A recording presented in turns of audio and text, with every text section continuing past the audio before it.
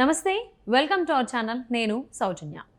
YS Rajasekhara Reddy గారు చనిపోయినప్పుడు YS Jaganmohan Reddy ఎలా ఫీల్ అయ్యారో అనేది ఎవ్వరికీ తెలియదు. కానీ ఉండవెల్లి అరుణ్ కుమార్కి మాత్రం బాగా తెలుసు, ఎందుకంటే ఆయన్ని బాగా సన్నిహితుడు కాబట్టి ఆ ఫ్యామిలీకి సంబంధించి. సో ఈ మధ్య కాలంలో జగన్మోహన్ రెడ్డి ఎలా ఫీల్ అయ్యారు రాజశేఖర రెడ్డి గారు చనిపోయినప్పుడు అనే విషయానికి సంబంధించి ఆయన కొన్ని కామెంట్స్ చేయడం జరిగింది. అసలు ఆయన ఏం చేశారు, అసలు జగన్మోహన్ రెడ్డి ఎలా ఫీల్ అయ్యారు ఏంటి, ఈ అంశానికి సంబంధించి మనతో మాట్లాడడానికి ఈరోజు మనతో పాటు ఉన్నారు senior journalist, senior political analyst CS Rao garu ఉన్నారు. వారితో మాట్లాడదాం. నమస్తే. నమస్తే సౌజన్య. అంటే జగన్మోహన్ రెడ్డి గారు వైఎస్ రాజశేఖర రెడ్డి గారు మరణం తర్వాత ఎలా ఫీల్ అయ్యారు అంటే జనరల్లీ బాధగానే ఫీల్ అయ్యారని చెప్పేసి అందరం అనుకుంటాం. అంటే ఇప్పుడు లేటెస్ట్గా ఉండవెల్లి అరుణ్ కుమార్ గారు ఇలా ఫీల్ అయ్యాడు జగన్మోహన్ రెడ్డి అని కామెంట్స్ చేయడం వెనకాల అసలు ఏంటి ఆంతర్యం అంటారు? అసలు ఎలా ఫీల్ అయ్యారు జగన్మోహన్ రెడ్డి? సో ఉండవల్లి అరుణ్ కుమార్ అసలు ఇప్పుడు ఎందుకు ఆయన ఇలాంటి అంశాన్ని తెర మీదకి తీసుకొచ్చారు అనేది ఒక సీరియస్ ఇష్యూ. సమయం సందర్భం లేకుండా ఉండవల్లి అరుణ్ కుమార్ మాట్లాడరు. మాజీ ఎంపీ, పైగా సోనియా ఫ్యామిలీకి అత్యంత సన్నిహితుడు, రాజశేఖర రెడ్డి ఫ్యామిలీకి అత్యంత అభిమాని ఆయన.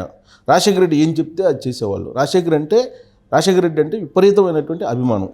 అలాగే రాజశేఖర రెడ్డి ఫ్యామిలీ అన్నా కానీ ఆయనకి చాలా అభిమానం ఉంటుంది. ప్లస్ ఇప్పుడు కూడా జగన్మోహన్ రెడ్డి అన్నా, షర్మిల అన్నా, విజయమ్మ అన్నా, వాళ్ళు ఎవరైనా సరే ఆయనకి గౌరవం. ఈ మధ్యకాలంలో బ్రదర్ అనిల్ కూడా ఏపీలో షర్మిలని ఎన్నికల్లో దించితే ఎలా ఉంటుంది అనే దాని మీద కూడా ఉండవల్లి అరుణ్ కుమార్ సలహా కోసం ఆయన రాజమండ్రిలో ఉండవల్లి అరుణ్ కుమార్ని కలిశారు. సో అంత ఫ్యామిలీకి అనుబంధం ఉంది ఉండవల్లి అరుణ్ కుమార్కి. అలాంటి ఉండవల్లి అరుణ్ కుమార్కి వైఎస్ ఫ్యామిలీలో కానీ లేదా జగన్మోహన్ రెడ్డి ఫ్యామిలీలో కానీ, జగన్మోహన్ రెడ్డి రాజకీయాల గురించి కానీ, వైఎస్ రాజకీయాల గురించి కానీ తెలియనటువంటి అంశం అంటూ ఉండదు. అలాగే సోనియా గాంధీ ఫ్యామిలీకి కూడా అత్యంత సన్నిహితం. ఇందిరాగాంధీ ఫ్యామిలీకి సోనియా గాంధీ ఫ్యామిలీ అంటే ఒకటే. ఇందిరాగాంధీ టైం నుంచి ఉండవల్లి అరుణ్ కుమార్ చాలా క్లోజ్ గాంధీ ఫ్యామిలీకి. సో రాజశేఖర రెడ్డి చనిపోయినప్పుడు జగన్మోహన్ రెడ్డి ఫీల్ ఎలా ఉంది అనే దాని మీద రకరకాలుగా చాలామంది రకరకాలుగా ఆ రోజు మాట్లాడటం జరిగింది. సో అంటే తండ్రి శవాన్ని అక్కడ పెట్టుకొని ఈయన ముఖ్యమంత్రి కావాలని సంతకాలు సేకరించాడు, ఇవన్నీ చాలా ఉన్నాయి. కేవీపీని పెట్టుకొని ఆ రోజున మెజారిటీ ఎమ్మెల్యేల సంతకాలను సేకరించేటువంటి పనిలో పడ్డారు. ఇలాంటిది ఎవరు చేయరు.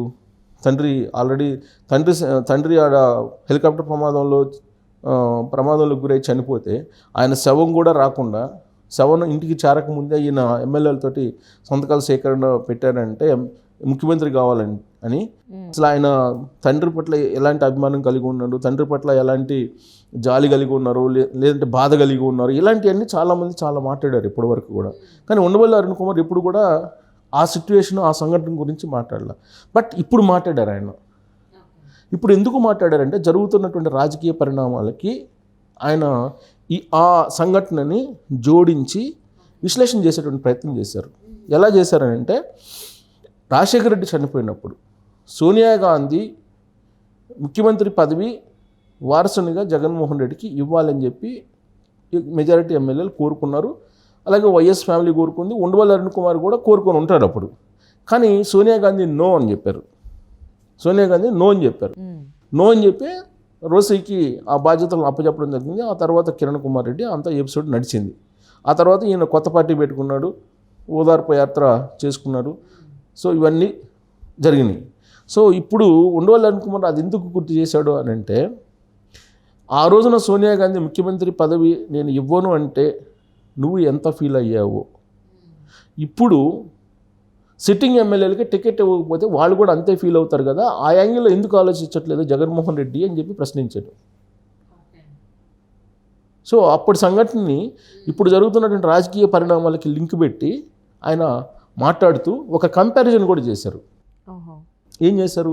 ఆ రోజున సోనియా గాంధీ ముఖ్యమంత్రి పదవి లేదు, నువ్వు వైఎస్ఆర్ కాంగ్రెస్ పార్టీ పెట్టావు, అంటే ఓదార్పు యాత్ర పెట్టావు, ఓదార్పు యాత్ర కంటిన్యూస్లో వైఎస్ఆర్ కాంగ్రెస్ పార్టీ పెట్టావు, వైఎస్ఆర్ కాంగ్రెస్ పార్టీని పెట్టి ఇవాళ అధికారంలోకి వచ్చావు, ముఖ్యమంత్రి అయ్యావు, కాంగ్రెస్ పార్టీని నామరూపంలో అక్కడనే చేసావు, తెలంగాణలో ఆంధ్రప్రదేశ్లో ఆ పార్టీకి ఉనికి లేకుండా చేసావు మొన్నటి వరకు.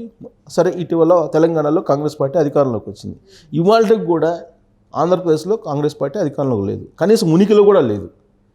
అంటే ఆ రోజున సోనియా గాంధీ నో అని చెప్తే నువ్వు చేసిన పనికి ఆ పార్టీ దెబ్బతిందా లేదా? దెబ్బతిందనేది కళ్ళకి కనిపిస్తుంది. అలాగే ఇప్పుడు సిట్టింగ్ ఎమ్మెల్యేలు ఎవరైతే ఉన్నారో అని ఎందుకు అనుకుంటున్నావు? నీకు ఆ రోజు వచ్చినటువంటి ఫీలింగు ఇవాళ వాళ్ళ కాన్స్టిట్యున్సీ నుంచి మారిస్తే వాళ్ళకి ఫీల్ రాదా? వాళ్ళు కూడా నీలాగా ఫీల్ అయితే అప్పుడు నీ పార్టీ పరిస్థితి ఏంటి అనేది ఒక క్వశ్చన్ ఆయన వేయటం జరిగింది. సో ఉండవల్లి అరుణ్ కుమార్ అందుకే ఒక వ్యాఖ్య చేసినా, ఒక కంపారిజన్ చేసినా, ఒక విశ్లేషణ చేసినా చాలా పక్కాగా చేస్తుంటారు. ఒక ఇన్సిడెంట్ని బేస్ చేసుకుని ఆయన విశ్లేషణ చేస్తుంటారు. ఇప్పుడు అదే జగన్మోహన్ రెడ్డిగా అదే చెప్తున్నాడు. జగన్మోహన్ రెడ్డి చేస్తున్నటువంటి ఈ మార్పులు ఏదైతే ఉన్నాయో, సిట్టింగ్ ఎమ్మెల్యేలకి ఫోన్లు చేసి మీకు ఈసారి నేను టికెట్ ఇవ్వను, వేరే చూసుకోండి అన్నా, లేదంటే వేరే నేను చూస్తానన్నా అని చెప్పడం, ఇలాంటివన్నీ గమనించిన తర్వాత వైఎస్ ఫ్యామిలీకి సన్నిహితంగా ఉండే, లేదంటే వైఎస్ ఫ్యామిలీ హితాన్ని కోరేటువంటి ఉండవల్లి అరుణ్ కుమార్ ఒక సూచన చేశాడు జగన్మోహన్ రెడ్డికి.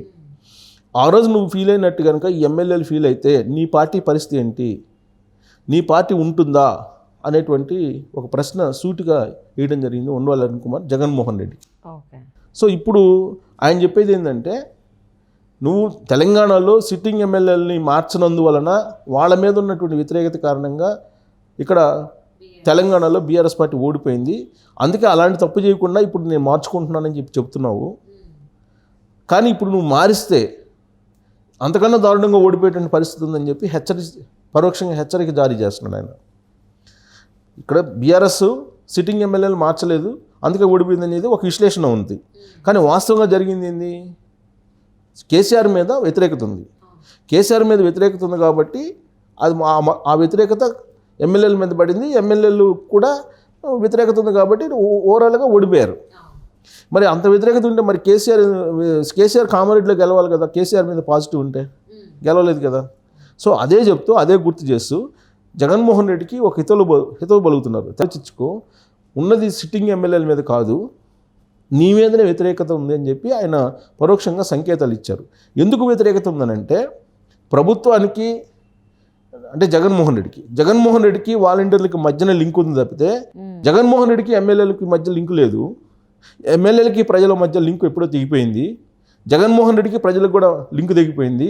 లింక్ ఉంది ఏంటంటే వాలంటీర్లు జగన్మోహన్ రెడ్డికి మధ్యలో లింక్ ఉంది.